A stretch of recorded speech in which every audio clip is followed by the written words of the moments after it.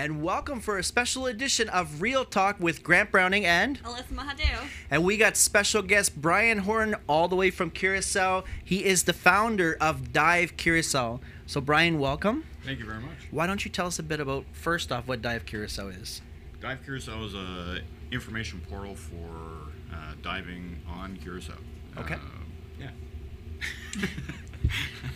It's a great source of information that you can find dive site information. You can find the CHATA Dive Task Force information there. So it gives you a very pointed direction on where to go and what to do. Mm-hmm. Okay. Yeah. Okay. And you lead a lot of diving stuff down there, right? I used to, but Okay. now working together with the Dive Task Force as well as a lot of the other operators, it's fantastic so that we can really get people suited up and in the water. Yeah. Okay. Okay. That's really good. Curaçao is amazing. You guys got to check this place out. It is picturesque. It's beautiful. Mm-hmm. It's Dutch ruled. It's very safe. And the beaches are phenomenal. Yeah, we went there last year for the first time, and that experience in itself, I think, was an eye-opener for all of us. A lot of us didn't know about Curaçao even going down. We're like, where is Curaçao? And then we, kind of learned it's part of the ABC Islands down there, and so we kind of went, and we were pleasantly surprised to see it's a small island, but there's a lot going on, and it's very lively. They've got a bunch of, cool, they've got a sea aquarium, they've got the dolphins, they've got so many different places where you can go swim, snorkel, and learn about the environment around Curaçao as well as the island itself. For sure, for sure. Bryan, why don't you tell us a little bit, because I see on your fan page you have a lot of, I guess there's tourist submarine divers that you can do or something like that? Yeah, Substation Curaçao is a fantastic way to explore much deeper than what recreational dive limits allow. Mm-hmm. We take divers, or Substation Curaçao takes divers down, starting at right at our base at Sea Aquarium, and then we launch out of there, and then from there we descend to around 550 feet to 1,000 feet. This is a tourist thing? Yeah, this is a tourist. Yeah. So. Would you go 1,000 feet? I mean, I would start somewhere in the middle first, and then. Do you feel it though? Like when you're going down, do you feel it like no, compressed? it's a one atmosphere chamber. Okay. So it's just like flying. I mean, there's no regulations that you can't dive in the sub Mm-hmm. and then go flying like would be in normal recreational diving. Wow. Yeah, and it's completely different world. I Absolutely bet. Completely different world. I bet. So it's pretty spectacular. It's an eye-opening experience because you're seeing creatures, different types of corals, structures that you would normally see. Mm-hmm, Yeah. mm-hmm. And how many people can fit in those? Total of 5, and that includes the one pilot. So there's 2 passengers in the front and 2 passengers in the back. There's lots of windows all around, so you can see out. It's really cool. Yeah, I bet. What type of stuff would you expect to see when you get down there? Well, that's the thing. You never know. Because You it's never the sea. Yeah, but Exactly. 1,000 feet, right? I know, Like, well, that's the thing. how far out do you have to go for that? It's actually about 200 feet off the shore. Really? Yeah, it's directly off. So when we launch, we have a downline. Substation Curaçao is a downline, so it goes all the way down to 1,000 feet. But then you follow the reef lines Mm-hmm. and the multiple drop-offs that are there, and then they can go left or they can go right. So there's shipwrecks available to see. Yeah, there's a shipwreck somewhere around 400 feet. Okay. So you can see that, and then there's also some shallow water shipwrecks, but then there's these massive drop-offs. So then you can see sharks, possibly. Okay. There's rays, there's different types of corals and structures, and little fish that are like, a millimeter. It's fantastic. Really? It's really cool. Yeah, it's a completely different world. So for those of you that just tuning in, we are here with Bryan Horne, who is the founder of Dive Curaçao. Bryan is actually a Canadian originally from St. Catharines, Ontario, and 12 years ago you moved down there. Approximately, yeah. You have an amazing story with that. Yes. Yeah, I just sold everything and left. Wow.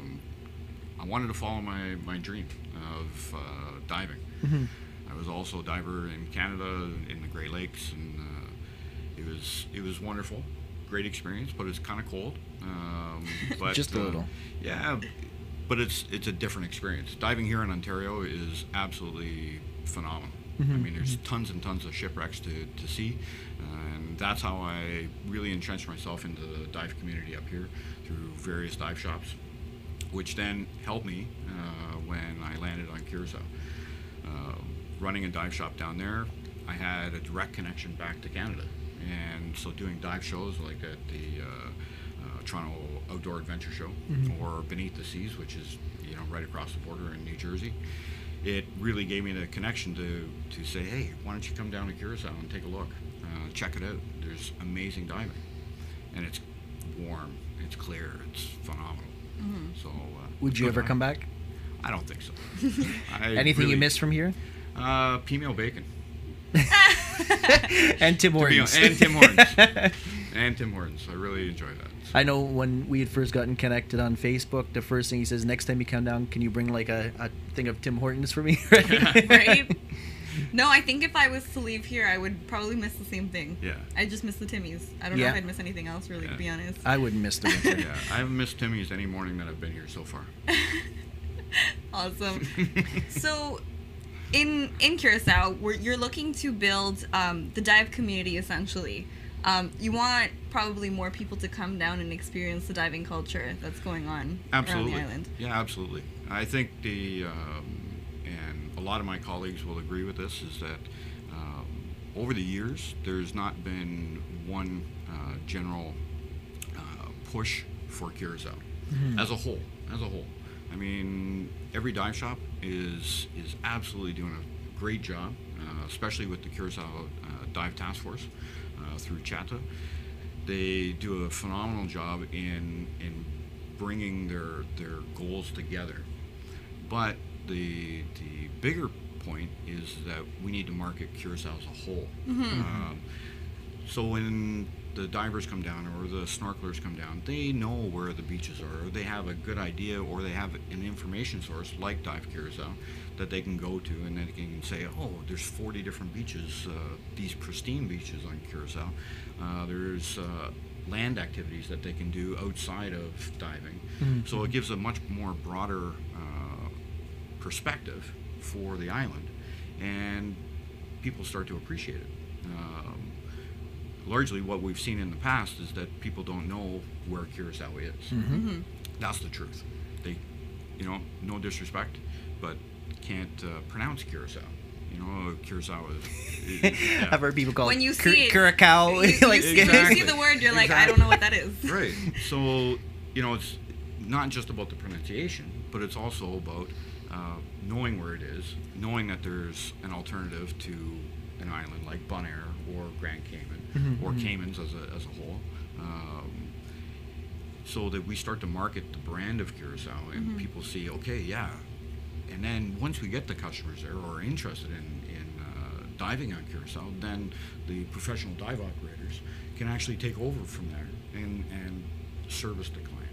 Okay. Yeah. Okay. So that's what Dive Curaçao is all about. Now, for the viewers that are tuning in, I would imagine one of the questions would be is why haven't they heard about Curaçao? And I know when we went down, they were explaining the story that you guys used to be high-end industry because of Venezuela and the oil tankers or something like that, and now the industry has shifted, so now you're shifting more towards the tourism side? There still is that aspect of industrialization in Curaçao, for sure. But that's what makes Curaçao special. Curaçao offers everybody everything. It's large enough that you can go to the beach. You can got amazing culinary dishes that are available that are widespread across the Caribbean. So there's all these different textures and colors and flavors and smells that you can enjoy. But then there's also the other aspects of, well, I want to see what the beach has to offer. I want to see what types of environment or sustainable environment aspects that Curaçao is involved in. We got some of the best reefs in the Caribbean. I mean, East Point, as a really good example, is probably the best reef in the Caribbean. It looks like it was 50, 60, 70 years ago. It's beautiful. I mean, it's full of color, it's full of life, and that feeds everything else. because there's no development out there, it feeds the rest of Curaçao with spawn and eggs, so that it's been genetically proven that the corals in the West Point are genetically linked to the corals in the East Point. Really? Yeah. So we have fantastic reef available. There are certain parts of it, of course, they're not as good as others, but largely, it's fantastic.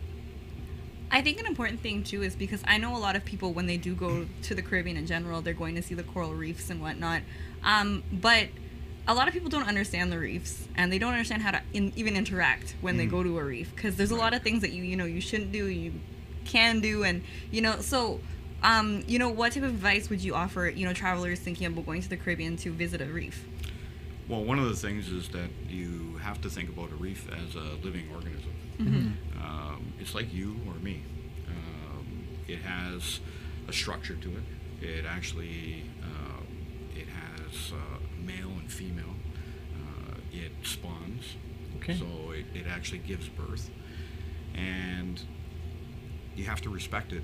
So but before you need to respect it, you have to actually learn about it. Yeah. So we have a few different types of educational products available on Curaçao through Coral Restoration Foundation or the Coral Restoration Foundation Curaçao, which actually takes divers out and educates them on what they're doing to help regrow the reef.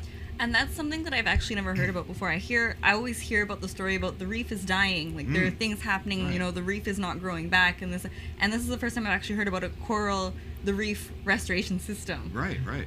So Coral Restoration Foundation Curaçao, basically what they do is they go out to really healthy sites, and what they'll do is they will take samples from those healthy sites and then transplant them onto a PVC tree or a tree-like structure in a shallow water environment. So they'll have maybe, I'm not sure how many trees they have right now, but let's say 10 trees. So they've got these 10 tree-like structures, and then they hang these different types of corals off there, staghorn coral as an example, or elkhorn corals. And what they'll do is they'll start to grow. So these are little fragments, and then they grow into much larger fragments. And from these larger fragments, they'll take them and then replant them back onto the reef. Okay. Wow. Creating new and much more resilient reef structures, because these types of corals then are being cross-pollinated from other species or other types of corals. So you've got a really healthy coral that they're putting back onto the reef. It's wonderful. Wow. Yeah. That's amazing. Really cool. Yeah, no, that's amazing. We're going to pause for the cause. We got to pay some bills. When we come back, I want to talk more about that because I'm interested. I didn't even know that they reproduce. Yeah. Right? So keep it locked. Are you retiring smart? Make your home's equity work for you.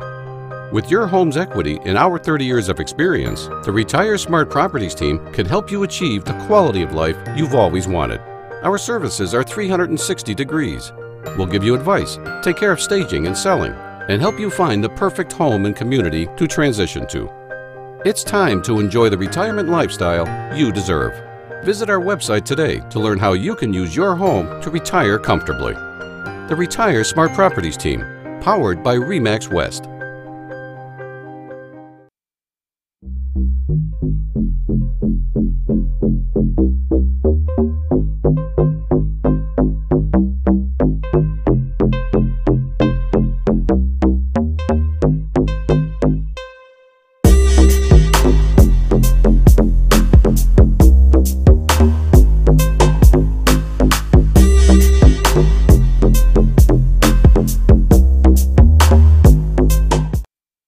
Welcome back. If you're just tuning in, you're watching a special edition of Real Talk. We're normally Fridays, Real Talk Tuesdays. Yeah. But we got a special guest all the way from Curaçao, Mr. Bryan Horne, who is the founder for Dive Curaçao. Bryan, when we went down, I have to say that first off, the people were amazing. It's a hidden gem because people don't realize, first off, like you were saying before the break, people have never really heard of Curaçao. Right. But when you go down there, people are so hospitable. There is so much to do down there. Like, it's kind of like going home. Yeah. Because even when you go there, it doesn't feel like a foreign place. It doesn't even feel like a different country. You can drive on the same side as we do here, which is and cool. the people, it's a collective bunch of people, and everyone, it's diverse. It's a melting pot of people. So people are from all over the island. So there's people, and it's a Dutch island as well.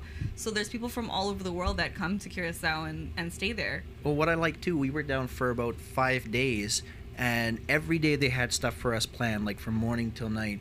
And there was still stuff to be done even after. Yeah, they we're said like, we missed out on this and that. Yeah. And I'm like, but we need to go back. So there is so much to explore in Curaçao. It's not just like a little island where you can't do anything. I would say it's probably one of the big tourist destinations to really check out. And Bryan is part of the dive industry that's down there, which is actually really big. And I didn't even know that it existed there. We saw a few places that had dives, but I figured everybody just dives. But you telling us about these coral explorations and stuff like that, I didn't know that they actually, like, the history of coral and why. So is it scarce there too, or is it like in abundance? No, it's very there's certain sites that are quite abundant. Like, okay. I'd say probably 70 or 80% of the reef structure on Curaçao is well, there's a lot. Mm-hmm. That's terrible. But the reality is that we need to start backfilling. Mm-hmm. With development, like anything, you're going to have a lot of runoff. You're going to have gray water. You're going to have sewage, so on and so forth. That eventually is going to make its way into the water system or in the water column. So, also temperature is a big factor as well. So you're always going to have some die-off. Mm-hmm. The mortality is always going to be there, but we have to look after our corals. We have to look after our reefs. Yeah. So we have to then take responsibility for that. As Curaçao citizens, as Curaçao dive operators, we have to take responsibility. So this is where the Curaçao Hospitality Association has stepped in and put together a sustainable tourism task force, as well as the dive task force, to take control, or not so much take control, but to take responsibility for our reefs. Mm-hmm. So this is where things like the Coral Restoration Foundation of Curaçao came to be. It was founded to protect the corals, to regrow corals. There's also other sustainable tourism aspects as well that we can talk about. But this is a very big one, along with the Adopted Dive Site program that was originally came out through PADI, which is the Professional Association of Dive Instructors. Okay. So Adopted Dive Site is basically every dive operator that is part of the dive task force is adopting their own dive site. Okay. To then clean it up. Okay. So on a monthly basis, dives will be done to pick up trash, to rid the reefs, their local reefs, their house reefs, let's say, from the trash. Mm-hmm. So it's a fantastic effort to. It's being proactive, like Absolutely. proactively going into it, be like, listen, this is my area. I'm gonna make sure that it's clean and it's always, it's thriving. Absolutely. Because then when people go to see it too, Exactly. Whether you're snorkeling or it's whether like you're diving. when someone comes to your house. Obviously, you're gonna clean your house before you Yeah, have people come over. Well, when you say trash, what Right. type of trash are you actually seeing? Like, Well, you can see anything from plastic bottles, really? to beer bottles, to Just litter. litter, general. Now, litter. is that from locally or is that coming from abroad? A lot of it comes from abroad as well. I mean, it depends on the currents. For instance, there's an initiative on Curaçao called Curaçao Cleanup. Okay. So once a year, there's a massive cleanup done all over the island. I can't give you the exact stats, but we just did a World Oceans Day where Hans Ply from Curaçao to Dive, one of the founders, he got up there and he talked about the initiative. And I think, I'm not even going to give you the numbers, but it was a massive amount of trash from the entire island. So all these different bocas, and you saw what a boca was. It's like a mouth that comes from land out to the sea. On the north side, well, there's lots of trash because that's how the currents come. So it comes in from other islands or just from the sea in general. And that could come off boats. It comes Boats and ships and wherever. stuff like that. Exactly. So all of that starts to collect on the island. Well, something has to be done with it. We got to protect the turtles as an example. We got to protect the dolphins as another example. Yeah. From all that plastic trash or styrofoam as another good example. So all these efforts are being driven by our community to protect and sustain our environment. That is so that everybody can come down and enjoy Curaçao. And is that something that's also, kind of going into the other islands around Curaçao? Absolutely. Like all that trash, it doesn't matter. We have to start thinking about how to think sustainably, and get rid of the plastics. Start using get rid of the single-use containers, and have a multi-use container. Like what you were drinking out of earlier. It was a perfect example of a bottle that you can refill and reuse. A lot of people don't actually, because we hear a lot about that stuff here, and we hear about, like the importance of recycling and the fact that you're getting a lot of stuff in the oceans. How real is it? Because being inland, people don't really pay attention to it, right? Ocean, yeah. So people are just like, they kind of take it for granted. Yeah, it's very real. Yeah. It's very real. I mean, if you can think about, I don't know if it's still here, but you buy a 6-pack of a soft drink that's attached with a plastic. Yeah, holders, remember those right? rings? Yeah. Right. So those now they're starting to trend away from that. I think. I hope. But on Curaçao, we still see them. In the Caribbean, we definitely still see them. So those types of things are things that we need to get rid of, because that can actually go over top of the turtle's head. And as the turtle grows, or goes over the shell, as the turtle grows, well, the plastic doesn't grow. It actually stays in place. So then the shell is actually going around that. And it becomes deformed. Absolutely. Yeah. Yeah. Same with, it can go over top of a mouth and prevent an animal from eating. Wow. So do you necessarily want to see something dead or deformed? But something that you could have prevented too, right? Absolutely. Just, and I know that also companies are looking into biodegradable things, and Right. so like they can still package things the same way, but things that are gonna, still go back into the environment and be okay. Absolutely. So Well, being that you're an island too, what do you guys do with the recyclables, like the stuff that you would be able to pull out first off the garbage, and then on the island itself, what do you guys do with it? Right now, Curaçao is running programs for plastic and aluminum. Paper, not so much yet, but we're a little bit behind the curve, as in most Caribbean islands. We don't have the necessary resources or the technologies on island, and it's very expensive to get it on island. So everything takes a little bit more time.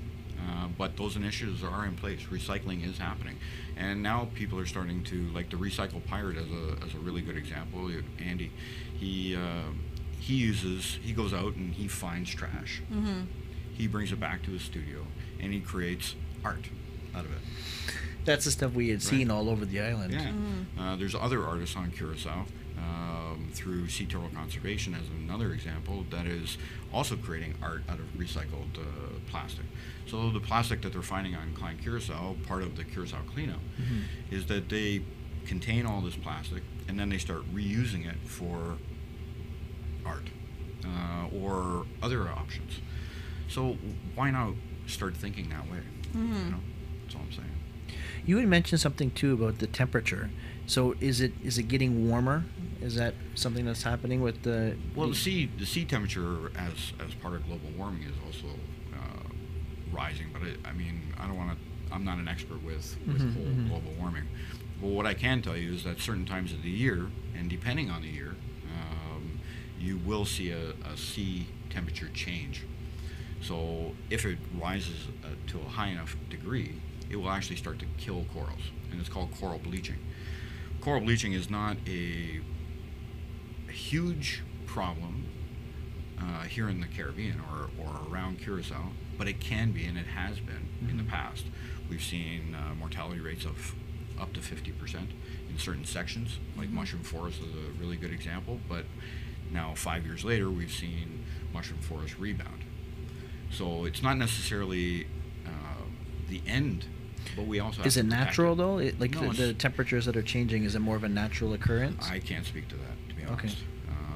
We'd have to talk to some researchers about that. Okay. Environmentalists. Yeah, exactly. Yeah.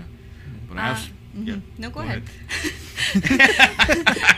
and Dive We get so many Curaçao- questions. Yeah, right? It's like, oh my god. Dive Curaçao, where it's located, it's close to the aquarium. No, Dive Curaçao is actually based strictly on the internet. Oh, really? Okay. Yeah, it's I run it off my computer, to be honest, or out of my house. Yeah.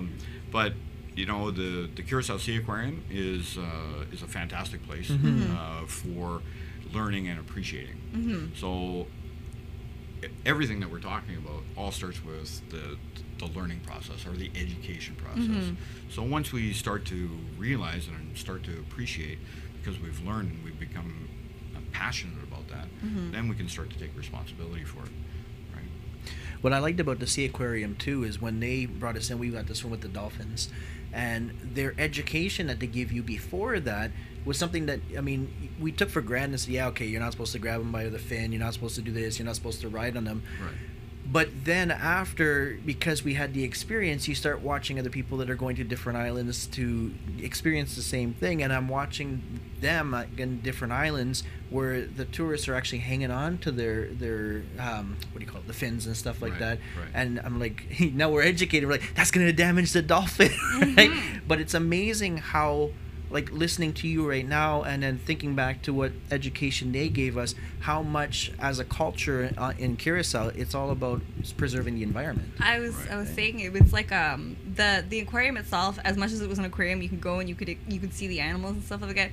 The interaction with them was more of an educational experience, and the aquarium also was like a research center. So everything was kind of like founded on this education. This is about this. This is about this.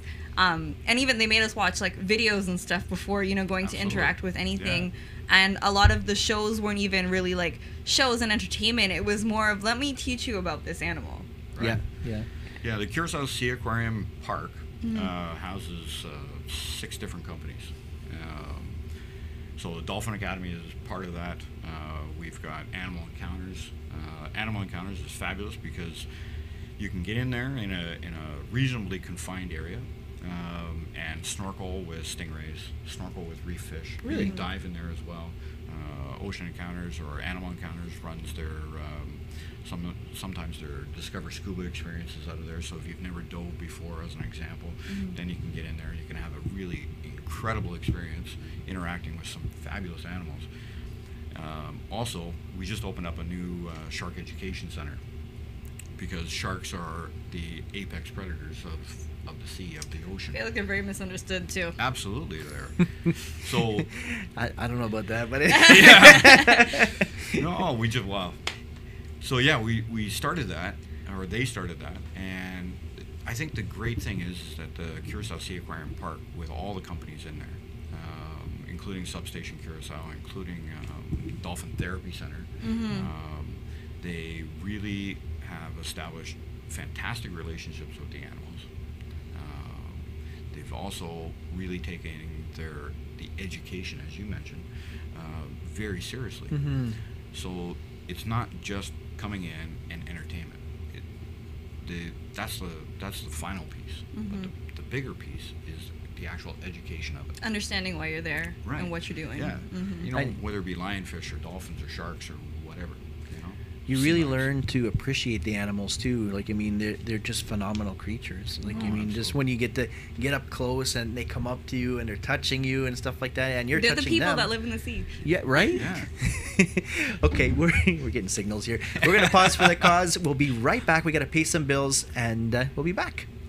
Are you retiring smart? Make your home's equity work for you. With your home's equity and our 30 years of experience, the Retire Smart Properties team can help you achieve the quality of life you've always wanted. Our services are 360 degrees. We'll give you advice, take care of staging and selling, and help you find the perfect home and community to transition to. It's time to enjoy the retirement lifestyle you deserve. Visit our website today to learn how you can use your home to retire comfortably. The Retire Smart Properties team, powered by RE/MAX West.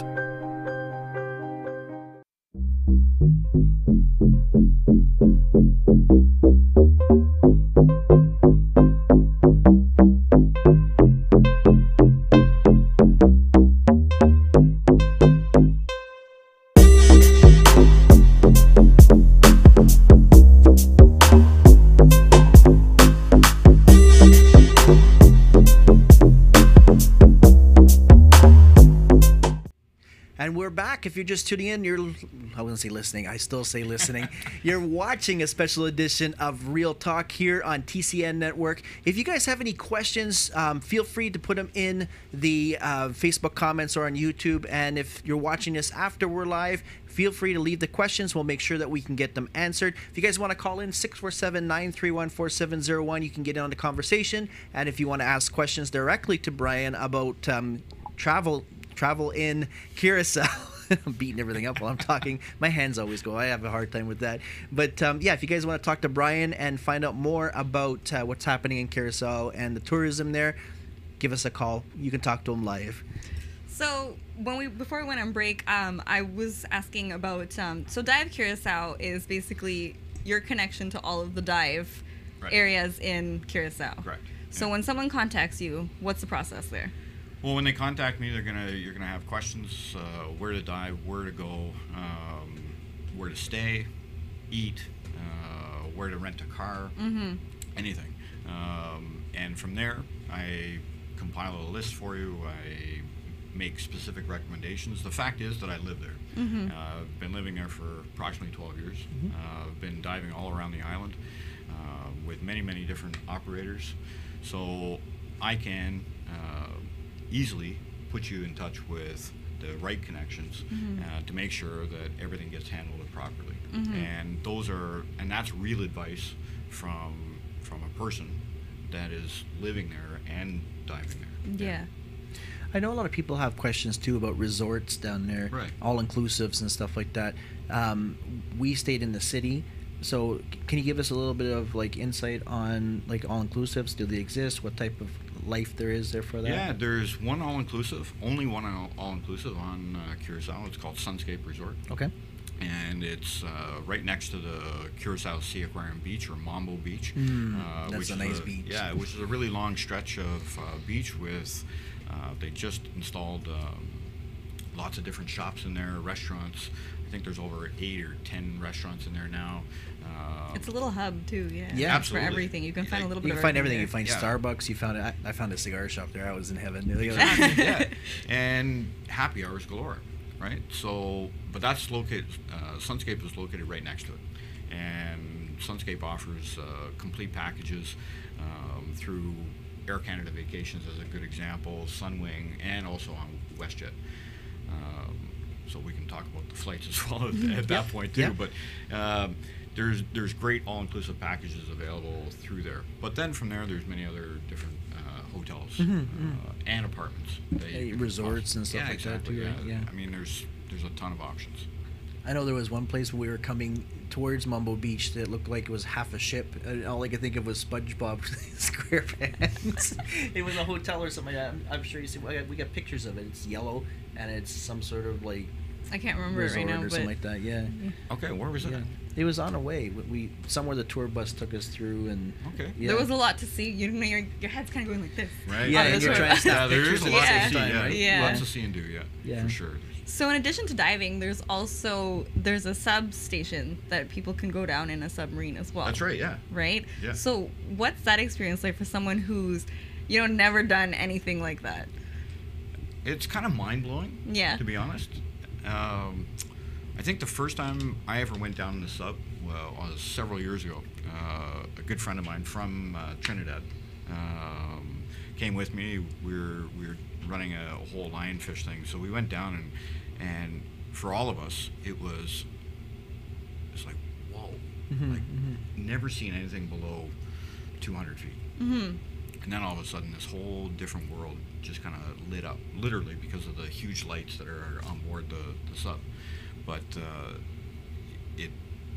from colors to types of fish, I didn't recognize anything. Yeah, because you've never seen any of those things in your life. I mean, as a recreational diver, okay, great. You know what you're looking at. Different types of fish. You expect turtles, you expect rays, whatever. But then all of a sudden you start to see corals that you've never seen before. You see whether it be soft or hard corals, or sponges. It was just, and the sizes were unbelievable as well. Really? Right. So, yes, it's a bucket list experience. Is the only way I can put it. Yeah. And so when you go down into the sub, like, is there an issue with, like, you know, the pressure? No, it's a 1 atmosphere sub. So the pressure is equal to what we're experiencing right here in the studio. Really? Yeah. Okay. Or in a plane. So there might be a quarter of a atmosphere difference by the time we come back to the surface. But then from there, everything is still the same. You know, you don't feel any difference, and you can still fly after diving, not like recreational diving. So it's perfectly safe experience. They've been running for I think 7 years now. So in that whole 7 years, they've completed maybe around 2,000 dives, 1,800 dives. And think about it, like, when are you going to be in a submarine? Well, right. I mean, there's only one of these subs in the whole world. Yeah. I mean, there are other subs, believe me. But there's only one sub like this that was manufactured in Vancouver. It was shipped down to Curaçao. It was designed for research purposes initially.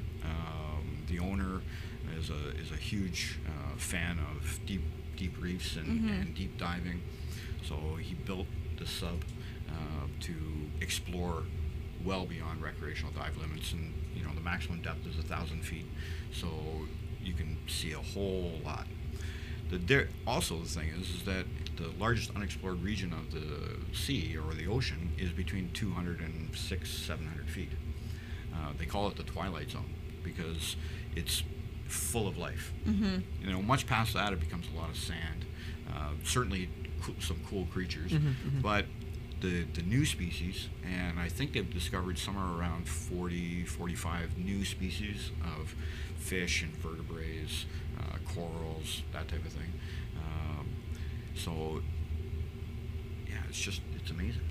You ever get anybody freak out, like, going down? No. No? No, and Trish will be the really first. it's really a perfectly Sorry, safe Trish. experience. So when you guys go down there, like, what's the navigation like? Like, how do you guys know where you're going? Do you guys have a map of the ocean floor? Well, that's a very good question. How do we know? Well, you can only go left or right, essentially, or you can go deeper. But once you get to your maximum depth limit, you can either go left or right. Now, of course, the contours of the reef are going to beg to say, okay, well, you have to make a variance or something like that, but compasses work down there. But the topside support boat that they use also has a tracking system. Okay. A GPS tracking system. So they are tracking the sub at every turn. So they know exactly where the sub is at all times. So you won't get lost in the ocean. No. That's important. No, absolutely People not. would probably be scared of that. Be like, what if I get lost in the ocean? Right. No one can because find it's me. completely untethered. Yeah. So that's a good question. But also, they've also got comms with the topside boat at all times as well. So they're totally communicating with the sub and understanding where they are when they are. So. Brian, you had mentioned about the Canadian flights as well. I know you wanted to talk about that. Sure. So. Yeah, I mean, the access to Curaçao is becoming better and better all the time. Air Canada in the high season, which basically starts around the end of October or the middle of October, it kind of ramps up. So Air Canada is running 2 flights a week. WestJet is running, I think, 2 flights a week. Okay. And then there's Sunwing that is running 1 Now, flight these a are week. direct flights you're talking These about? are direct flights right out of Toronto. Then, of course, you've got the standard flights of American Airlines that will route you through Miami and then Miami, Curaçao. The nice thing is that people can buy packages as well. So these packages are designed for the diver, the snorkeler, or whatever, the adventurer. So you can start to put packages together and start to customize them through the different vacation companies so that you have your whole package when you arrive. So it becomes a little bit less expensive and much more convenient for the tourist to come down to Curaçao. And that's what a lot of people are looking for. People enjoy all-inclusive packages. It's just easy for them to do, especially when you can package an entire thing. Yes. Absolutely. Yeah. For sure. Yeah. So what other types of things can people expect to find when they come to Curaçao? Other than Diving having a fantastic Yeah, time. and having a fantastic time. You're gonna go and you're gonna be like, I need to go back. Well, there's, as you both have mentioned on your visit, that a week wasn't enough. Yes. So it's really important for you to plan your vacation to come when you're coming down to Curaçao, because there is so much to do. But where do you find it? So yes, you can come to Dive Curaçao and discover that. But whether you're into nature, you can go hiking.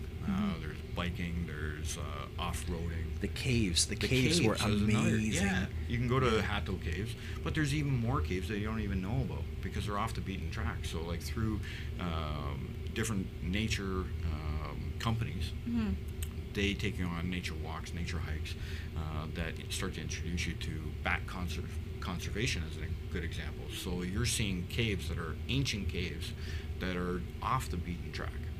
Like you have to hike down paths. It's not as tourist friendly, let's say, as Hato, and that's really cool that option is there. But then there's even, for the adventurer, there's even more options.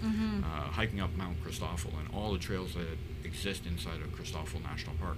There's lots of history involved as well because there's like 5 different museums that exist on Curaçao, like the Maritime Museum that has a timeline of Curaçao. Like, is that the one that we went to? What was the one that we went to that was on slavery and stuff like that? The history of it. It could have been Curalanda Museum. Oh, it was in the downtown sector. Yeah. Okay. Yeah. So the Curalanda Museum is there. It has a slavery section to it. It's a very sought after museum because people that were watching us when we were down there was asking us to go and cover this museum, right? And there's links to Canada in there as well through the Underground Railroad. Yes, there is. And straight down to St. Catharines and so on and so forth. So I think it's fascinating how the history has really weaved itself into the Caribbean, and a lot of people are unaware of it. So if you're into history, that it's perfect. You know, there's lots of that.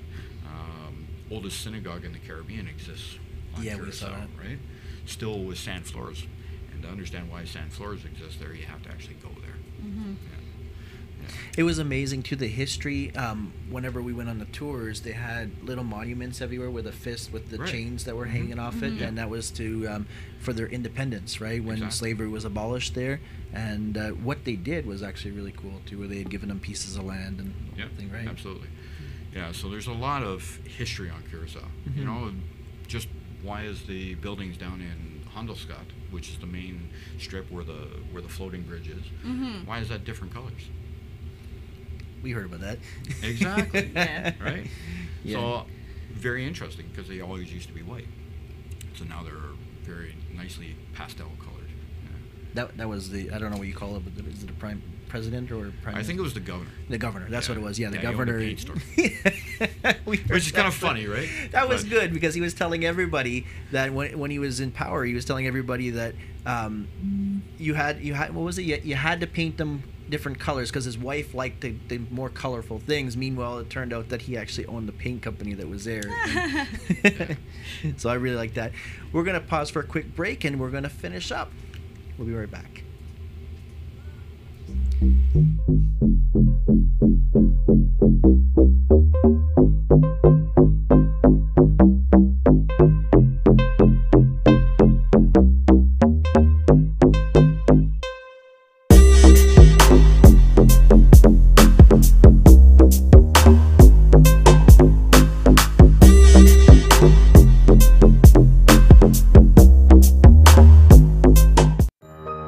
Are you retiring smart?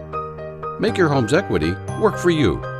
With your home's equity and our 30 years of experience, the Retire Smart Properties team can help you achieve the quality of life you've always wanted.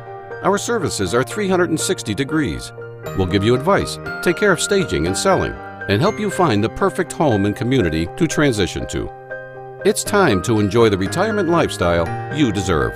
Visit our website today to learn how you can use your home to retire comfortably. The Retire Smart Properties team, powered by RE/MAX West.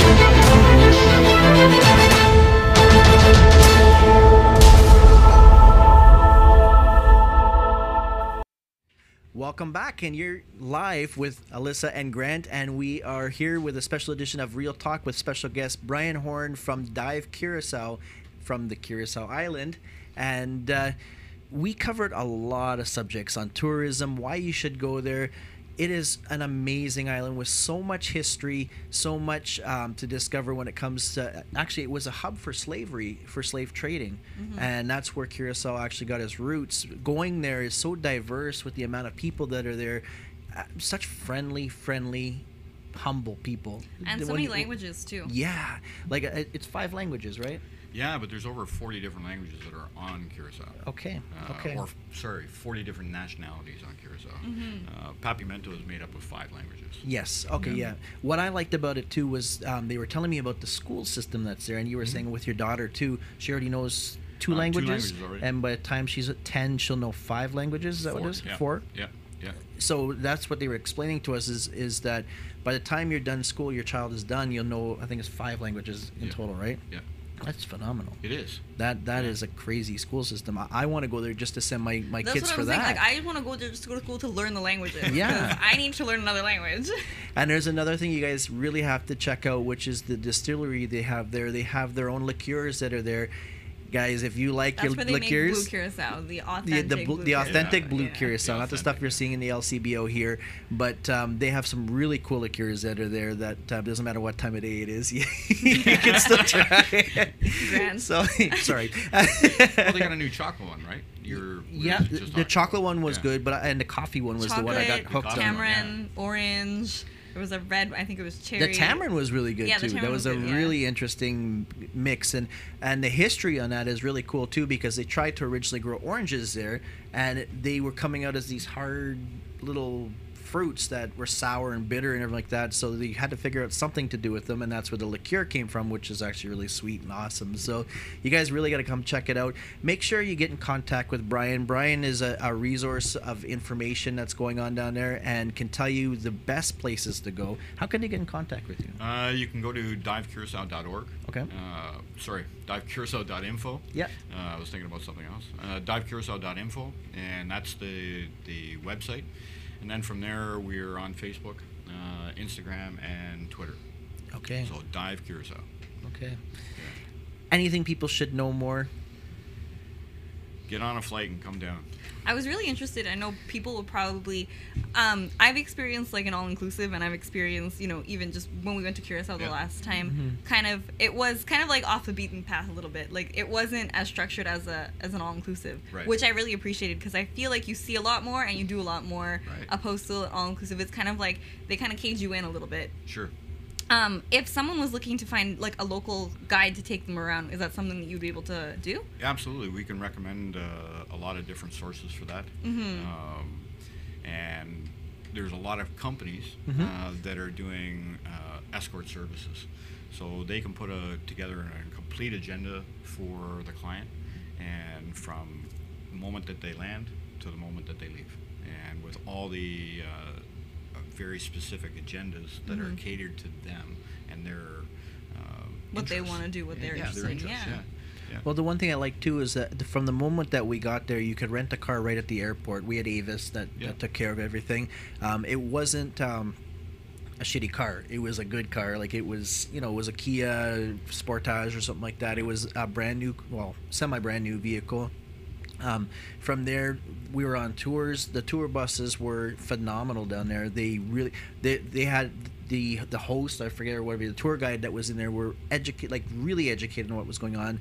We learned so much stuff just from doing that, and then being able to interact with the locals was really, really cool, because we got to go. I forget what that area is called on the other side of the floating bridge, but where all the bars are and stuff like that. Oh, that's Punda. Yeah, Punda, and being able to sit there and take a drink, and you're just feeling safe too. Absolutely. And then going around the corner, and then there's the floating market, which was just phenomenal. Yeah. It's all the Venezuelans that came over with the fresh really important. fruit. And I think for a lot of people when they go on vacation, it's, am I going to be safe? Especially in the Caribbean, where you hear a lot of, bad news a lot of the times, even like not even in Curaçao, but in the surrounding islands. So people are like, well, if I go there, is it going to be safe, kind of thing? And I mean, I would go there by myself and be perfectly fine. And what you get there too, like they had shops that were like Tommy Hilfiger was down there. They had like all the brand name stuff that was there. It was like being here, but just in warmth, which I really well, the really port like. is a cruise ship port too, right? Yeah, like a lot of the exactly. cruise ships come in there, so you're also meeting from people from Canada. People are from Canada are coming off the cruise ships, and you could just like chill with them. until they have to go back. Yeah.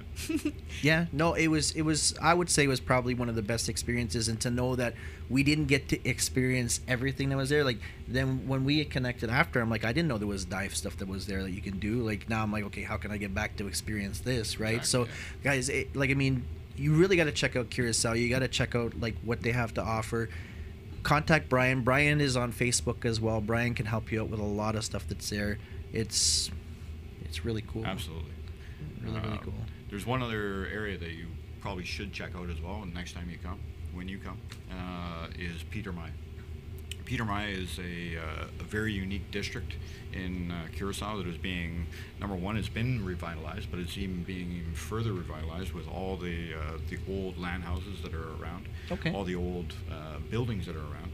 So they're creating a really warm environment that you can walk down the street. There's different bars that are on there with fantastic food, and the smells are coming out of the buildings, and there's little apartments down there as well that you can stay in. But most importantly, it's the ambiance that is surrounding Peter Mai, with all the different eclectic buildings.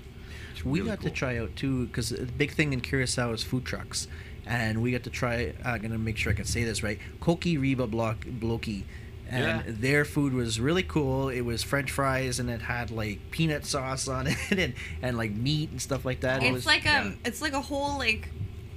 It's just a flavor explosion, honestly, to be honest. That's why, like, all of the food in Curaçao, I found everything we ate was different, but you could tell because it was all infusion of, like... what was that Oh, place yeah. that we went to? It was an authentic place. Apparently, if you want to get like traditional food, that's It's the there. old market. The old market Is that downtown. what- yeah, yeah. You walk in there, it's like all picnic tables. It's and incredible. Cooking on Yeah. fire and. Oh, you can get iguana in there. You can get fish in there. Fresh fish. Fresh Yeah, fish tried that out was just iguana caught the soup. other day.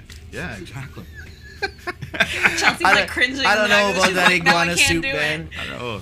Especially when the next day you saw them, they're walking around right beside you. And I'm like, Oh, true. Yeah, they're like everywhere. Yeah. So, Brian, thank you so much. It's thank been you a guys for pleasure having me. coming in. I don't know. You want to add anything? I mean, we had such a good time there. No, I just, I want to tell people, if you haven't heard about Curaçao, now's the time to go check it out. Like, you're gonna, it's, people are always looking for new places to go on vacations. If you're an adventurer, it's the place to go where, again, you'll find the adventure that you might not even come back. Let's be honest. And you know what? Brian can tell you from experience. Absolutely. We're gonna throw in a quick plug too. Check out EM City Hotel as well. If you guys are looking for like a business place to go to, because it's a business hotel, Yeah. right? And you can do board meetings down there if you're looking to do any type of like retreat getaway thing, like a leadership thing. Great place to check out. They are set up fully for that, and really nice people to deal with. They really take care of you. So, I Awesome. think we are done. That has been a special edition of Real Talk. Thank you so much for tuning in. Be sure to like and comment, and make sure you subscribe on our YouTube channel. There's plenty more. Make sure you stay tuned. We have 2 more shows coming up today with Here to Help, and of course we have the Visionary show as well coming up later on today. So until Friday, We'll see you we'll again. be back. Take care, guys. Bye. See you later.